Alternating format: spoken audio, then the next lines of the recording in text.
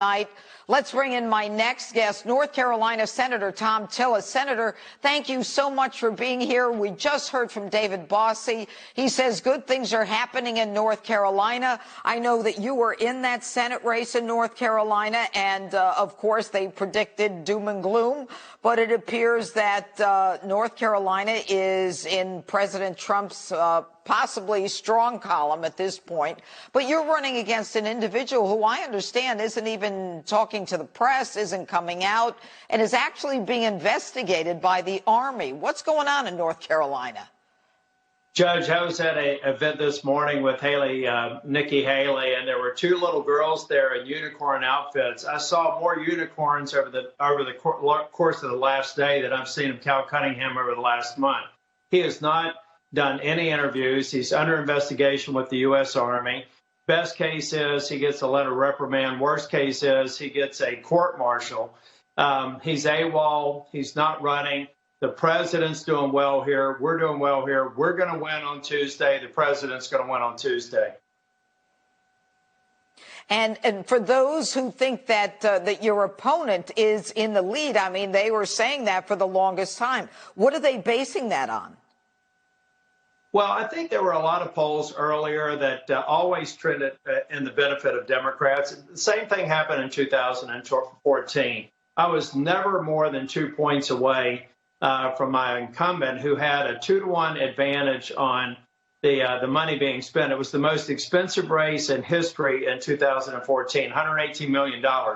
This year, it's going to be the most expensive race in history again, $250 million. But at the end of the day, we have intensity. Wow. The president's going to be bound here again tomorrow in Hickory, and then on Monday in Fayetteville. The enthusiasm, we have the enthusiasm.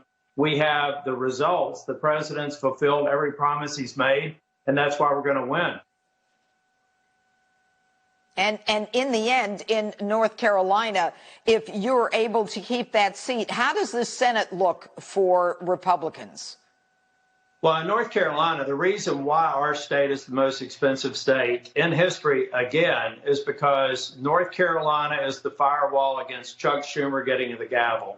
I believe if we win North Carolina, and we will win North Carolina, we're going to proudly be able to say that we saved the Senate. We have other races that we're watching, but the North Carolina, the electoral map for the president, and the map for us to be able to keep Mitch McConnell as the majority leader and the Republicans in the Senate comes right through our state. We're working hard. We've got a lot of volunteers out there getting votes in, and I really feel very confident that on Tuesday night we're going to win the day. And what have you been experiencing in North Carolina, what a lot of America has been experiencing with the violence and rioting and the burning and the anarchy?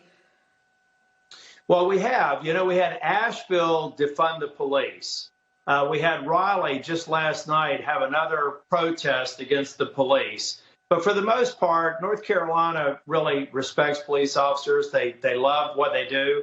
They keep our community safe. But I do think a lot of people across this state and a lot of people across this country are worried about Democrats like Cal Cunningham.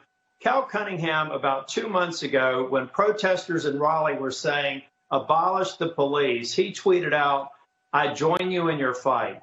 There is no place in national politics or in state politics for anybody who would stand against law enforcement. They are the thin blue line. They are the thing that keeps us, that separates us from chaos. And that's why I think Cal Cunningham has no chance of winning in North Carolina on Tuesday.